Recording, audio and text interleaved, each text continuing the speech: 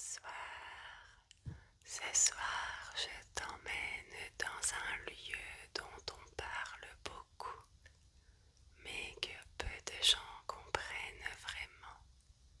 Un endroit bien réel, inscrit sur une carte et pourtant entouré de zones d'ombre, de silence et de questions sans réponse. Car certains lieux ne sont pas seulement des endroits, ils deviennent des mystères, des espaces où les faits s'arrêtent et où les hypothèses commencent. Alors installe-toi confortablement et laisse-toi guider doucement au cœur de l'un des mystères les plus fascinants du monde, les pyramides de Gizeh. Si tu fermes les yeux un instant, imagine une étendue de sable chaude et silencieuse, et au loin, trois formes géométriques immenses, presque irréelles, qui se détachent sur l'horizon. Nous sommes en Égypte, à quelques kilomètres du Caire, sur un plateau rocheux qui domine le Nil. C'est ici, il y a plus de 4500 ans, que les anciens Égyptiens ont construit ce qui reste aujourd'hui l'un des ensembles monumentaux les plus célèbres de l'histoire humaine. Les trois grandes pyramides que l'on voit encore aujourd'hui portent les noms de leurs bâtisseurs: Khéops, Képhren et Mykérinos, trois pharaons de l'Ancien Empire, à une époque où l'Égypte est déjà une civilisation puissante, organisée et profondément tournée vers l'au-delà. Car ces pyramides ne sont pas de simples monuments, elles sont des tombeaux, des structures gigantesques conçues pour accompagner un roi dans la mort, et surtout dans ce que les Égyptiens considéraient comme une seconde vie. Pour eux, mourir ne signifiait pas disparaître, c'était continuer ailleurs. Ils pensaient que chaque être humain était composé de plusieurs éléments, le corps bien sûr, mais aussi le Ka, une forme d'énergie vitale, et le Ba, une part plus libre, capable de se déplacer entre les mondes. Et pour que cette existence après la mort soit possible, il fallait une chose essentielle: que le corps reste intact.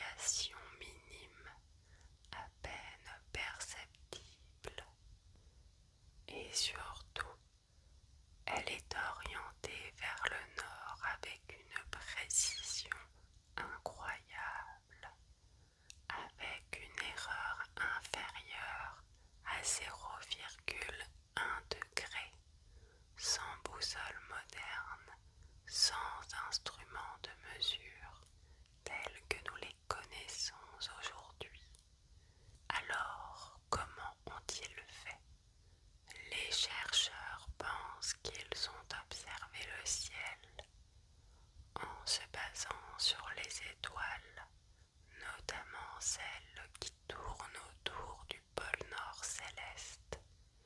Ils auraient réussi à déterminer une direction stable, presque immuable, une orientation guidée par le cosmos lui-même.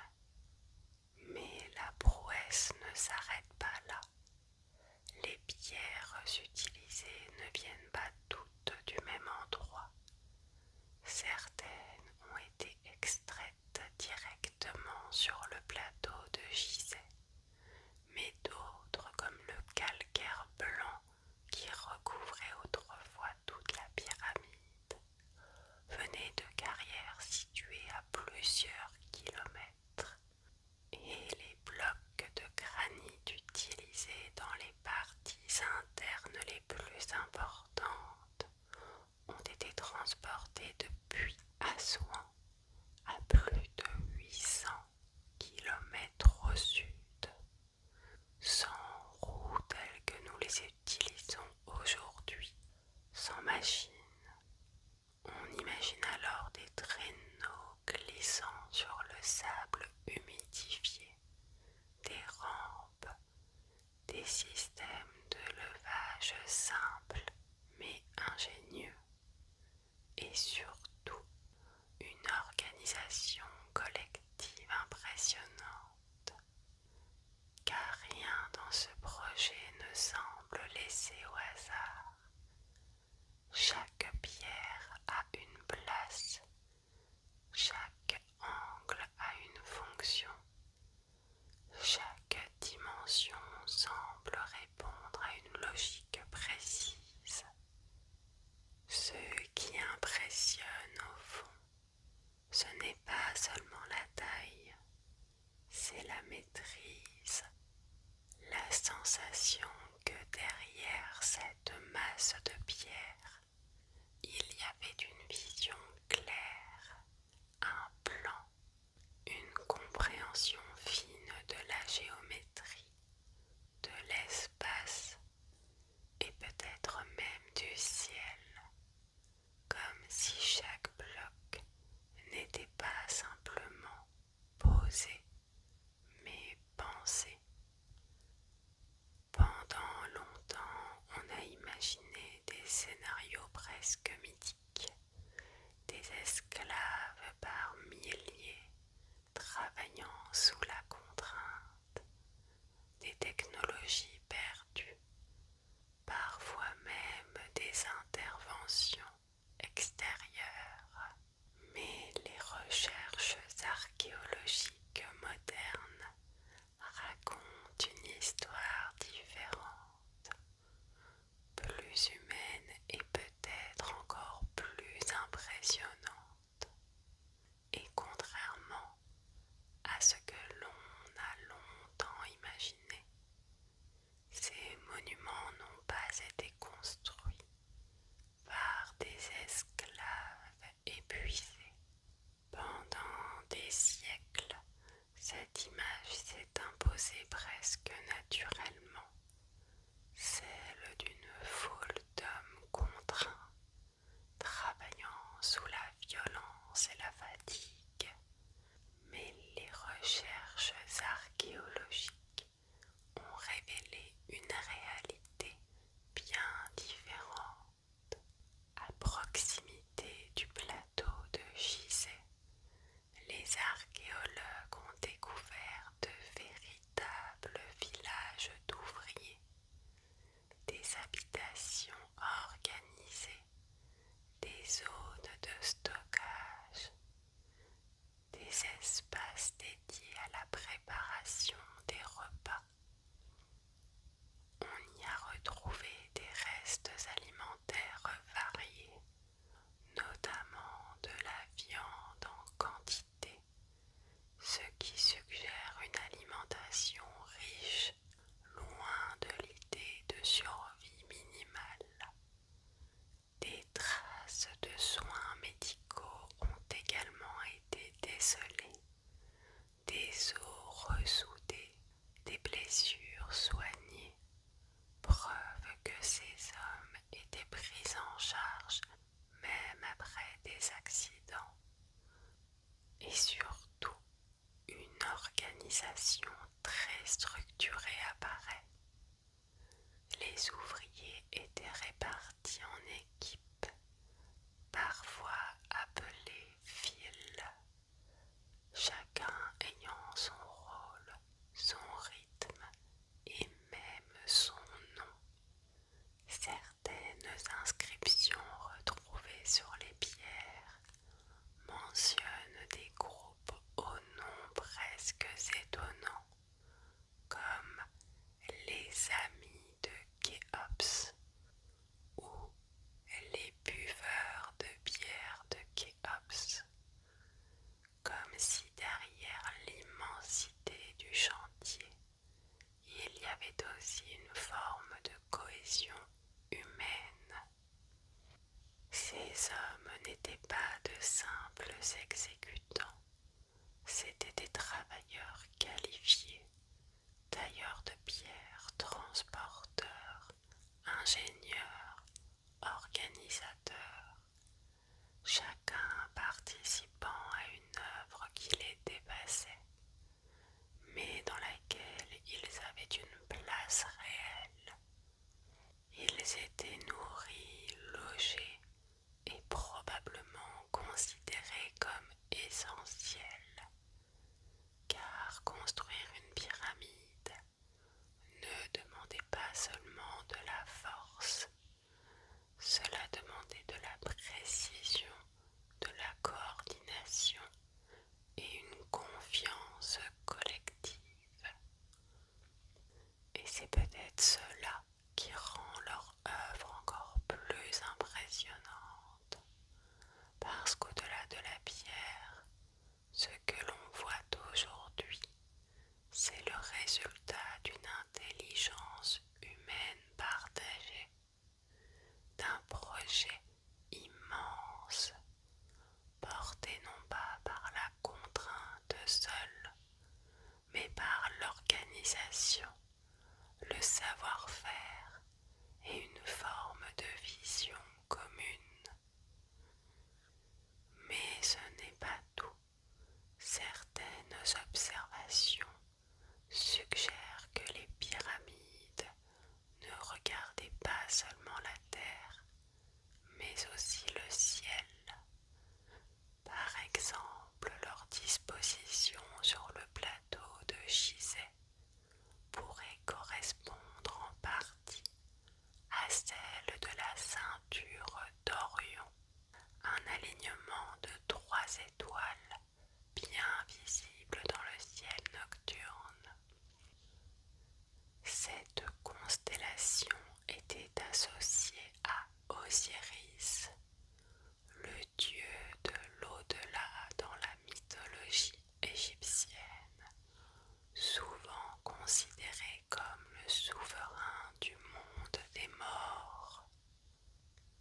Pour les anciens Égyptiens, le ciel n'était pas un simple décor, c'était un espace sacré, peuplé de divinités, où les âmes pouvaient continuer leur existence.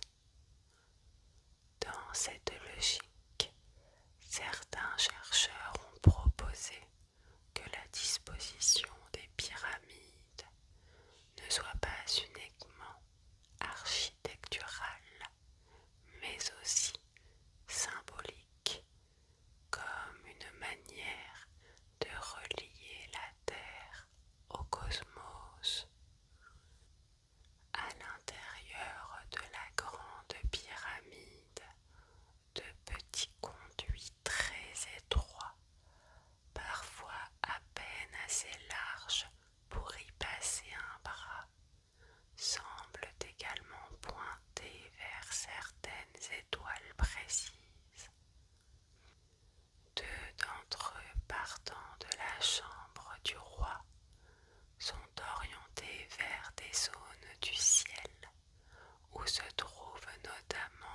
étoiles associées à Osiris et à d'autres divinités importantes. D'autres conduits reliés à la chambre dite de la reine suivent des directions différentes, comme s'ils répondaient à une logique encore partiellement comprise. Leur fonction exacte reste débattue. Certains pensent qu'il s'agissait de conduits symboliques destinés à permettre à l'âme du pharaon de rejoindre le ciel. D'autres y voient des éléments liés à la ventilation, même si leur étroitesse rend cette hypothèse imparfaite. Comme souvent à Gizeh, plusieurs réponses coexistent sans qu'aucune ne soit totalement définitive, comme si le voyage du pharaon ne devait pas s'arrêter dans la pierre, mais continuer ailleurs, plus loin, plus haut. Quant à la construction elle-même, la théorie la plus largement acceptée évoque un système de rampes combiné à une organisation logistique extrêmement avancée pour l'époque. Ces rampes pouvaient être droites, en spirale ou même internes à la structure. Plusieurs modèles ont été proposés, chacun tentant d'expliquer comment des blocs aussi lourds ont pu être élevés progressivement. Des papyrus retrouvés, comme ceux du contremaître Méraire, décrivent même le transport de pierres le long du Nil, confirmant l'existence d'une logistique organisée à grande échelle. Ce n'était pas de la magie, c'était de l'ingénierie, de l'observation et une capacité remarquable à organiser des milliers d'hommes autour d'un objectif commun, une volonté collective hors du commun. Mais malgré ces avancées, tout n'est pas encore expliqué, car si certaines prouesses sont aujourd'hui bien documentées, d'autres continuent de poser question. Par exemple, l'alignement des pyramides intrigue encore. On sait qu'elles sont orientées avec une précision remarquable. Mais ce que l'on comprend moins bien, c'est la méthode exacte utilisée pour atteindre un tel niveau d'exactitude. Plusieurs hypothèses existent. Comme évoqué précédemment, certains chercheurs pensent qu'ils se sont appuyés sur l'observation des étoiles, notamment celles qui tournent autour du pôle nord céleste, en traçant des alignements précis dans le ciel nocturne. D'autres évoquent des techniques basées sur l'ombre du soleil ou sur des repères naturels aujourd'hui disparus. Mais aucune de ces méthodes ne permet à elle seule d'expliquer avec certitude une telle précision. Et c'est là toute la nuance. On comprend le résultat, on devine certaines techniques, mais le processus exact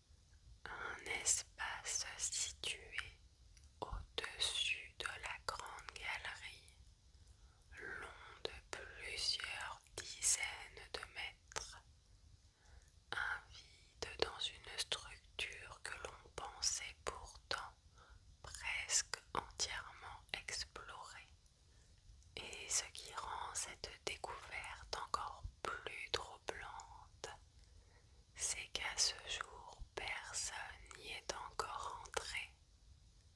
On ne sait pas s'il s'agit d'une chambre, d'un couloir ou simplement d'un espace de décharge destiné à alléger la structure.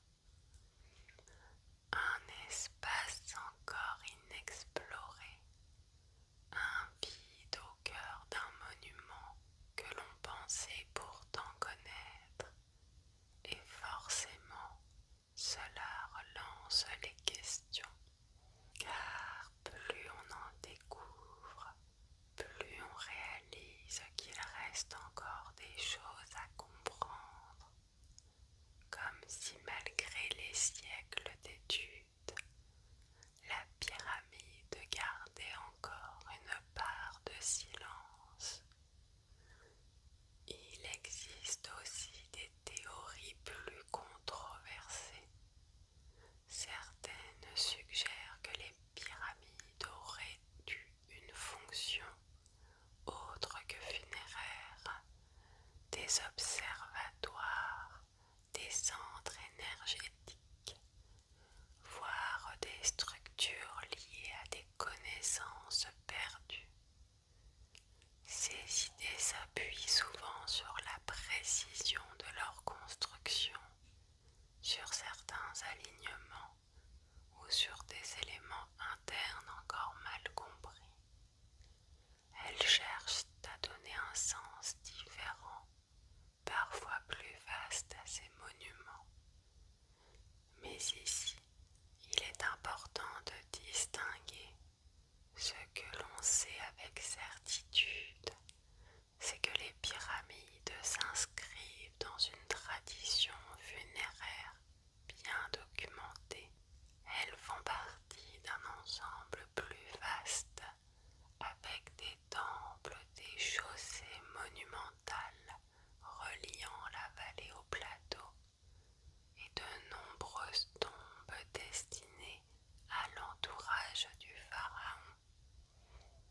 Des textes anciens, des objets retrouvés et l'organisation globale du site confirment cette fonction liée à la mort et à l'au-delà.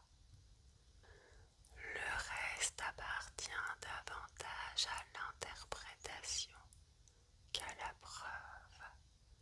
Cela ne signifie pas que toutes les questions sont résolues, mais plutôt que certaines hypothèses dépassent pour l'instant ce que les données permettent d'affirmer avec certitude. Et c'est précisément là que réside leur fascination, dans cet équilibre